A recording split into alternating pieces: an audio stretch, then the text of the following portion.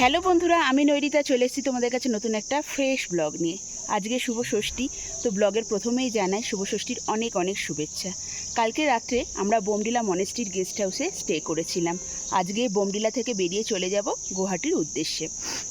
তো বোমডিলা মনেস্ট্রির যে গেস্ট হাউসটায় ছিলাম সেই সব ইনফরমেশান এই ব্লগে থাকবে, শেষ পর্যন্ত দেখো, আশা করি ভালো লাগবে। তারপরে গুয়াহাটিতে পৌঁছাচ্ছি, রাস্তায় কি দেখি না দেখি সেই সবও তোমাদের দেখাবো। তো চলো শেষ পর্যন্ত দেখো, সঙ্গে থাকো। আগের ব্লগে তোমরা দেখেছো আমরা তাওয়াং থেকে বোমডিলা এসে পৌঁছেছি। বোমডিলার যে গেস্ট হাউসটা আছে, দাওগুই খিল গেস্ট হাউস, সেই গেস্ট হাউসেই আমরা একটা রাত্রি কাটিয়েছি। অসাধারণ সুন্দর অভিজ্ঞতা আমাদের হয়েছে, তাই ভাবলাম ঘুম থেকে উঠে তোমাদের সাথে এই গেস্ট হাউসটা পুরো ঘুরে দেখাই এবং সঙ্গে রুম ট্যুরটাও দিই। কেমন লাগে তোমাদের অবশ্যই জানিও। আমাদের তো দারুণ লেগেছে। শান্ত পরিবেশে পাহাড়ের কোলে একটা রাতে থাকতে গেলে আমি বলবো কিন্তু এই বোমডিলা মনেস্ট্রির গেস্ট হাউসটা আমাদের জন্য আদর্শ ছিল। এই দেখো, এই রুমটাতে আমরা ছিলাম, দুজন অ্যাডাল্ট আর একটা বাচ্চা, ভালোভাবে থেকে গেছিলাম। বেসিক একটা স্ট্যান্ডার্ড রুম, 1200 টাকা নিয়েছিল। টিভি আছে, কিন্তু টিভি আমাদের কোনো কাজে লাগেনি আর কাজ করেও নি। আর সঙ্গে আছে কিন্তু অ্যাটাচ বাথরুম, বাথরুমে একটা গিজারও আছে, যেটা কিনা কিন্তু অত্যন্ত প্রয়োজনীয়। আমাদের আজ রাত্রে মেনুতে আছে খিচুড়ি, পনির আর ডিম ভাজি আর পাঁপড়। এই হচ্ছে বোমডিলার মনেস্ট্রির গেস্ট হাউসটা আর তার ডাইনিং, তোমাদের সাথে শেয়ার করলাম। খুবই সুস্বাদু কিন্তু বেসিক কিছু খাবার এই গেস্ট হাউসে পাওয়া যায়। পজ করে তোমরা মেনু কার্ডটা একবার দেখে নিতে পারো। আর বাইরে থেকে গেস্ট হাউসটা আবারও দেখাচ্ছি। আর এই গেস্ট হাউসের ফোন নাম্বার কিন্তু ডেসক্রিপশান বক্সে দেওয়া থাকলো, তোমরা প্রয়োজন হলে এখানে ফোন করে রুম বুক করতে পারো। এই হচ্ছে বোমডিলা মনেস্ট্রির গেস্ট হাউসটা, আর এই হচ্ছে তার রাস্তা। এবার চলো তোমাদের উপরে গিয়ে দেখাই ঠিক কতটা দূরে গেস্ট হাউস থেকে মনেস্ট্রিটা। আর এইটা হচ্ছে লাইব্রেরিটা, চলো। দেখতে পাওয়া যাচ্ছে এই যে মনেস্ট্রিটা, আর এই যে আমাদের গেস্ট হাউস। দেখতেই পেলে বোমডিলা মনেস্ট্রির যে গেস্ট হাউসে আমরা কালকে রাতে থেকেছি, সেই গেস্ট হাউস থেকে ঠিক কতটা কাছে মনেস্ট্রিটা। আর মনেস্ট্রির চারপাশটা কিন্তু অত্যন্ত শান্ত একটা পরিবেশ।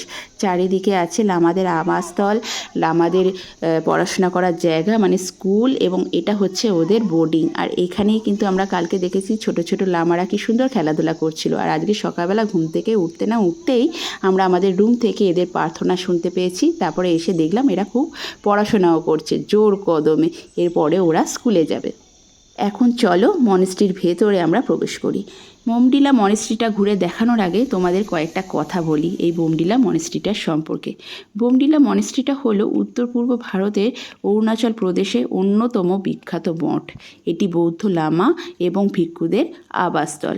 1965 সালে এটা স্থাপিত হয়েছিল। মহাযান বৌদ্ধ ধর্মের অনুসারীরা এই স্থানটিকে পবিত্র বলে মনে করেন। মঠটি দক্ষিণ তিব্বতের সোনা গোন্ডসে মঠের সাথে সাদৃশ্যপূর্ণ। আমার কিন্তু ব্যক্তিগতভাবে পাহাড়ি নদী, পাহাড়, স্নোক্যাপ মাউন্টেনের সঙ্গে সঙ্গে এরকম কালারফুল মনেস্ট্রি দেখতে খুব ভালো লাগে। তোমাদের কেমন লাগে অবশ্যই কিন্তু জানিও। এই কালারফুল মনেস্ট্রিটা ধারে কাছে এত শান্ত পরিবেশ থাকে এবং এদের দেয়ালগুলো সুন্দর সুন্দর এত কারুকার্য থাকে, আমার খুব ভালো লাগে। এই আমাদের অরুণাচল প্রদেশ ট্রিপে দিরাং, তাওয়াং দুটো মনেস্ট্রি দেখেছি, এখন দেখছি বোমডিলা মনেস্ট্রি। একটু ভালো লাগছে, আবার অনেকটা কষ্ট হচ্ছে, কারণ এবারের মতন আমাদের এই পাহাড়ের অরুণাচল প্রদেশ ট্রিপটা এখানেই শেষ। আজকে আমরা বোমডিলা থেকে নিচে নেমে চলে যাব গৌহাটির উদ্দেশ্যে। সেরকমভাবে বলতে গেলে পাহাড় আজকে এই ট্রিপে এখানেই শেষ। আর এই ট্রিপটা শেষ হচ্ছে বোমডিলা মনেস্ট্রি দিয়ে, একটা এত সুন্দর শান্ত পরিবেশে। সকালটা কিন্তু আমাদের দারুণ কাটলো। আর গতকাল রাতেও তো আমরা এখানটায় ছিলাম, অসাধারণ কিন্তু লেগেছে। বেরিয়ে চলে যাচ্ছি বোমডিলা থেকে গুয়াহাটি। আর শেরগাঁওয়ের রাস্তাটা বন্ধ আছে না গো? শেরগাঁওয়ের রাস্তাটা বন্ধ আছে, তো আমরা কোন রোড ধরে যাব? ভালুকপং। তো চলো বেরোনো যাক। এবারের মতন পাহাড় শেষ, এই ট্রিপের পাহাড় শেষ।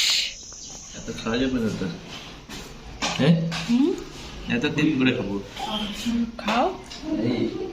নাগ মন্দিরে আমরা চলে এসেছি, ব্রেকফাস্ট করছি। এই ট্যুরে ফার্স্ট থুপকা।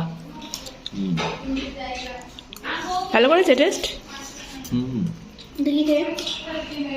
বাবুকে দাও। সকাল 7:30 নাগাদ বেরিয়েছিলাম বোমডিলা থেকে, এখন বাজে 11:30। তো আমরা ভালুকপং পেরিয়ে চলে এসেছি টিপ্পি নদীর ধারে। খুব সুন্দর জায়গাটা।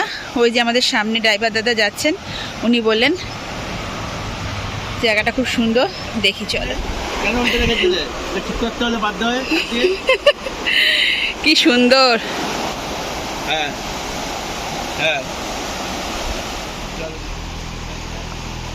বাবা টাকা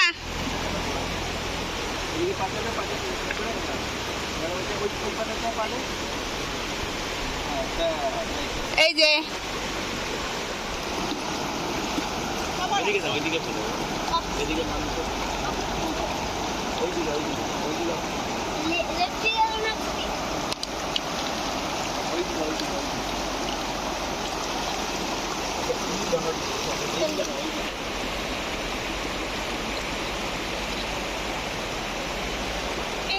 এই যে দাদা সমদা আমাদের সঙ্গে এতদিন ছিলেন, ওনার ফোন নাম্বার ডেসক্রিপশন বক্সে দিয়ে দেবো, তাই তো?